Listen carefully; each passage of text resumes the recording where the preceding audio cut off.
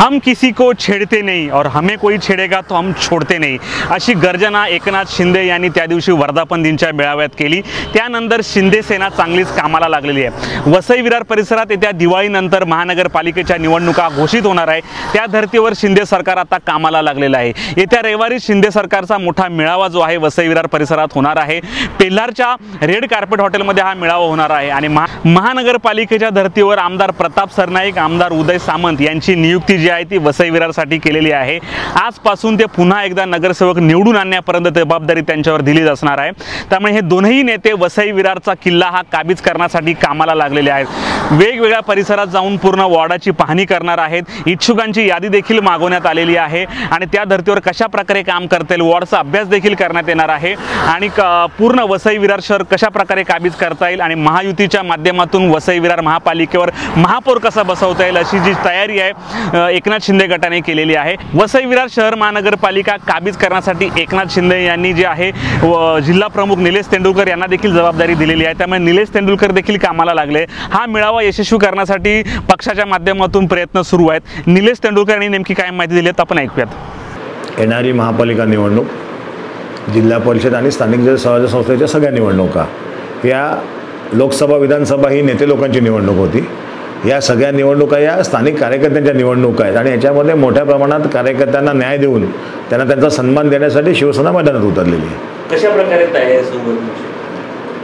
वसई महापालिकेचं आपण पूर्ती बोलायचं झालं तर 115 सीटमध्ये पूर्णपणे प्रत्येक वॉर्डमध्ये म्हणजे 29 प्रभागामध्ये मिळून 115 याच्याप्रमाणे आम्ही प्रत्येक वॉर्डमध्ये 2-2 इच्छुक यांची एक यादी शॉर्टलिस्ट केलेली आहे। आमच्याकडे पहिल्यापासून स्थानिक कार्यकर्ते निवडणूक आले तर कोणत्या पक्षातनं आपल्या पक्षात घेऊन त्यांना सजून असं नाही तर स्थानिक कार्यकर्ते आमचे अनेक वर्षापासून जनतेचे संबंधित आहेत, जनतेची कामं करत आहेत आणि निश्चितपणे जनता यावेळेला त्यांना न्याय देईल। हा मेळावा नेमका कुठे होणार आहे, कोण मार्गदर्शनासाठी येणार आहे? सन्माननीय मुख्य नेते शिवसेना पक्षाचे शिंदे साहेब, राज्याचे उपमुख्यमंत्री यांनी उदय सामंत मंत्री महोदय, दुसरे परिवहन मंत्री प्रताप सरनाईक या दोघांकडे वसई विरार महापालिकेची संपूर्ण जबाबदारी म्हणजे आजपासून ते निवडणुका लागून उमेदवारांना विजयी घरापर्यंत घेऊन जाण्यापुरती जबाबदारी त्यांना दिलेली आहे। त्यांच्या जोडीला संपर्क प्रमुख रवींद्र फाटक आहेत आणि हे संपूर्णपणे रविवारी दुपारी 4 वाजता hotel red carpet Pelar Vasai फाटा येथे यांची बैठक आहे। कोणाचं आव्हान तुम्हाला असणार आहे? कारण बहुजन विकास आघाडीने 30 ते 35 वर्ष वसई कार्य केलेलं आहे, त्यांना कडवं आव्हान कसं देणार?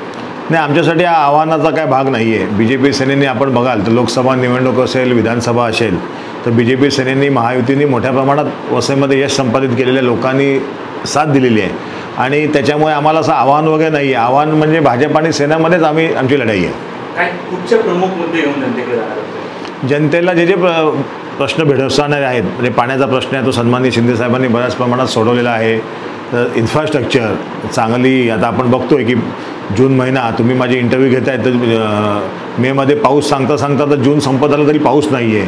ह्याचं काय कारण आहे? डोंगर आपल्या वसई विरारचे नष्ट होत आहेत, फुफ्फुसं नष्ट होत आहेत, गार्डन नाही आहे, बेसुमार जे काय म्हणजे लोकसंख्या वाढण्याला आपण काय कंट्रोल करू शकत नाही, पण एक सुनियोजित असं एक शहर असायला पाहिजे आणि त्याच्यासाठी ज्या ज्या गोष्टी आहेत त्याच्यासाठी शिवसेना लढते।